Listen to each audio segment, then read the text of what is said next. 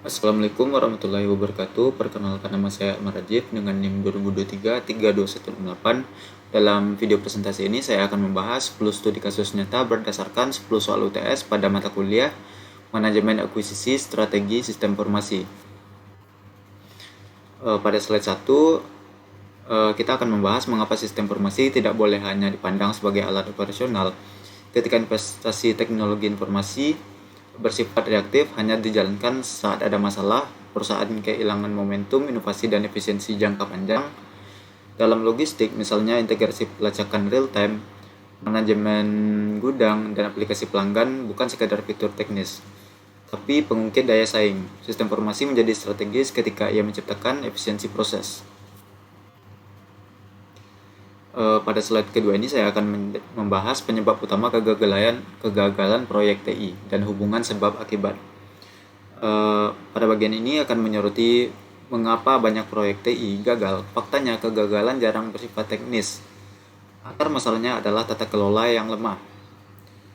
Dimulai dari kebutuhan bisnis yang tidak jelas, bisnis case yang tidak terukur, perencanaan yang tidak selaras strategi, hingga strategi akuisisi yang keliru.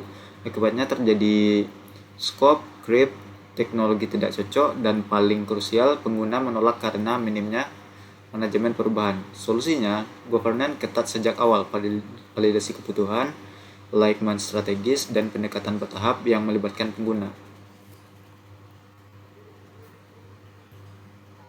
Pada slide ketiga ini, saya akan menerapkan IT Demand Management di konteks universitas dengan anggaran terbatas. Prinsipnya sederhana, yaitu memprioritaskan permintaan teknologi informasi berdasarkan nilai, bisnis, risiko, urgensi, dan regulasi. Dua proyek yang layak didanai terlebih dahulu adalah sistem pelaporan data akademik wajib pemerintah, karena bersifat mandatori dan berisiko sanksi tinggi, serta sistem pembayaran terintegrasi yang langsung meningkatkan efisiensi arus, kas, dan transparansi keuangan. Proyek seperti presensi QR atau dashboard pimpinan bisa ditunda karena bersifat pendukung atau membutuhkan fondasi data yang belum matang. Keputusan ini memastikan setiap rupiah teknologi informasi memberikan dampak regulasi dan operasional terbesar. Dan slide selanjutnya saya akan membahas perusahaan retail dengan masalah stok tidak akurat dan laporan terlambat. Solusinya bukan sistem mahal yang rumit, melainkan integrasi POS, manajemen inventory, dan pelaporan real-time. Prioritas pertama adalah sinkronisasi data transaksi dan stok secara otomatis, diikuti oleh sistem alert reorder untuk mencegah kehabisan atau penumpukan barang.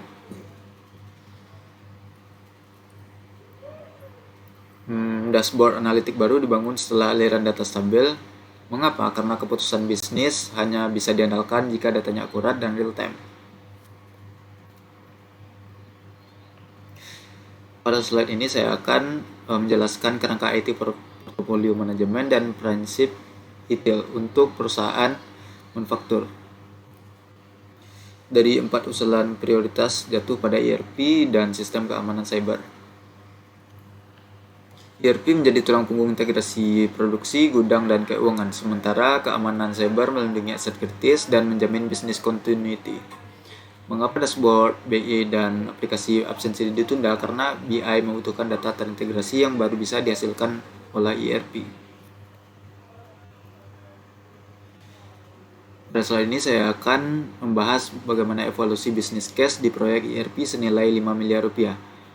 Secara finansial, TCO 5 tahun mencapai 9 miliar, namun manfaat penghematan, persediaan, dan pengurangan kesalahan pengiriman mencapai 11 miliar. Ini menghasilkan ROI atau Return of Investment positif sekitar 20%. Dan secara konsep NPV, proyek ini layak karena arus kas masuk mengungguli biaya yang didiskon di luar angka. ERP menciptakan transparansi, kecepatan keputusan, dan kepercayaan pelanggan.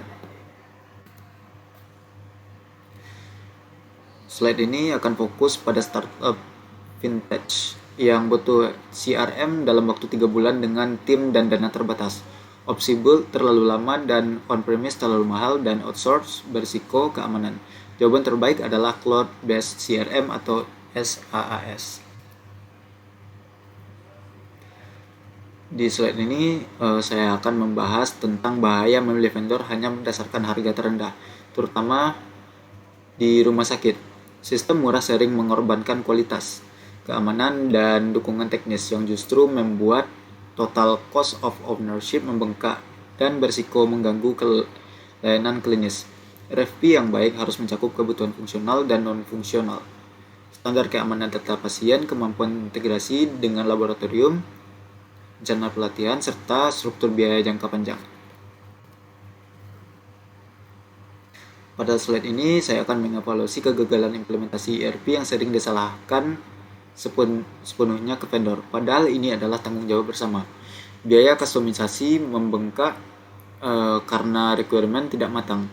Jadwal mundur akibat minimnya kontrol, milestone, dan pengguna kecewa karena tidak dilibatkan sejak awal.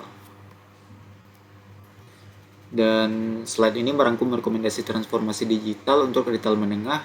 Kuncinya, jangan beli ERP hanya karena kompetitor. Mulai dari pemetaan masalah bisnis, prioritaskan stabilisasi pos, inventari, dan keuangan di fase 1. Lalu kembangkan CRM dan BI di fase kedua. Cloud ERP menjadi pilihan optimal karena kecepatan implementasi dan biaya operasional yang terprediksi. Procurement harus berbasis RFP dan terukur disertai POC. Berikut materi yang dapat saya sampaikan.